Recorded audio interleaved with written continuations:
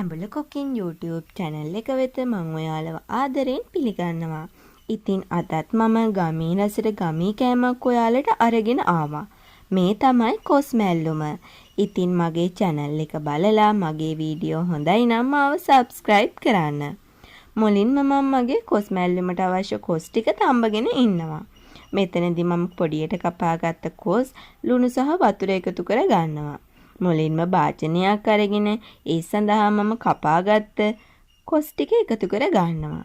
මෙතනදී යාළුවනේ පොඩියට කොස් කපා ගන්න තරමට අපේ කොස් මැල්ලුම රසවත් වෙනවා. මේ ආකාරයට එකතු කර ගන්නවා මගේ කොස් ටික. මේ එකතු කරගත්ත කොස් ටික හරියටම භාජනයේ මැදින් සිදුරක් හදාගෙන එතනට තමයි මම රසායනික ලුණු එකතු කරගන්නේ. මෙහෙම කරන්න හේතුව තමයි යාළුවනේ අපි මේකේ අඩියට තමයි වතුර එකතු කරගන්නේ. වතුර ගොඩත් කොස් තඹාදී එකතු කරගන්නේ නැති නිසා ලුණු ටික අඩියටම එකතු කරාම අපේ කොස් එකට අවශ්‍ය ලුණු රස එනවා. දැන් මම මෙතනදී කොස් ටිකෙන් අඩි කාලක් පමණ තමයි යාළුවනේ වතුර එකතු කරගන්නේ. කොස් තඹාදී ගොඩාක් වතුර එකතු කරගෙන තඹන්නේ නැහැ. කොස් ටික බෙරි වුණොත් අපේ කොස් මැල්ලුම රසට හදාගන්න බැරි වෙනවා. බෙරි නොවෙන්න අපේ කොස් ටික හදාගන්න ඕනි.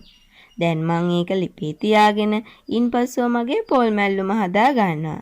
මෙතනදී පොල්, ලුණු, ගම්මිරිස්, කහ, ඊට අමතරව ලොකු ලුණු, එහෙමත් නැත්නම් රතු ලුණු ගෙඩි කිහිපයක්, සුදු ලුණු ගෙඩි කිහිපයක්, අමු මිරිස්, එහෙමත් නැත්නම් මම මෙතන කොච්චි අරගෙන තියෙනවා කරපිංචි එකතු කර ගන්නවා. මුලින්ම මම මෙතන වංගෙඩියක් අරගෙන මේ ටික කොටා ගන්න ඕනි. විශේෂම කාරණයක් තමයි යාළුවනේ පොල් මැල්ලුව ගනිද්දී වංගෙඩියක් නැතුව ඇඹරුම් ගලක් ආධාරයෙන් හදා ගන්න තියෙනව නම් වඩාත් ඒක රසවත් වෙනවා. මේ ආකාරයට මගේ අමුද්‍රව්‍ය ටික එකතු කරගෙන ඉන්පස්සෙ මම ලුණු එකතු කර ගන්නවා. මෙතනදී මම කොස් තඹද්දි ලුණු එකතු කරගත්ත නිසා ලුණු ස්වල්පයයි එකතු කරගන්නේ.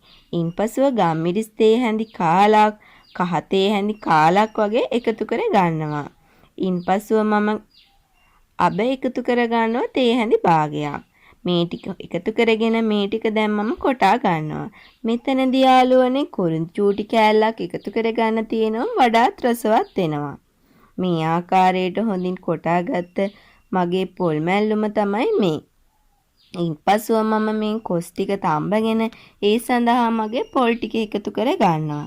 මේ බලන්න මම දැන් මගේ කොස් ටිකට එකතු කරගත්ත කොටාගත්ත පොල් ටික. ඉතින් යාළුවනේ බෙරි නොවි මෙහෙම කොස් ටික තඹ ගත්තම අපේ පොල් මැල්ලුම රසවත් වගේම ලස්සන පාටට එනවා. ඉතින් ඔයාලත් මේ වගේ පොල් ටික එකතු කරගෙන අඩු ගින්දරේ විනාඩි 2ක් පමණ හොඳින් කලවම් කරගෙන අපේ ආහාරයට ගන්න පුළුවන්.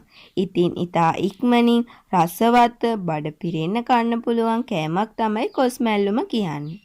ඉතින් මේ වගේම තවත් වීඩියෝ එකකින් මම ඔයාලව හමු වෙන්න එන්නම්. මගේ වීඩියෝ එක බලලා ඔයාලගේ අදහස කමෙන්ට් කරන්න.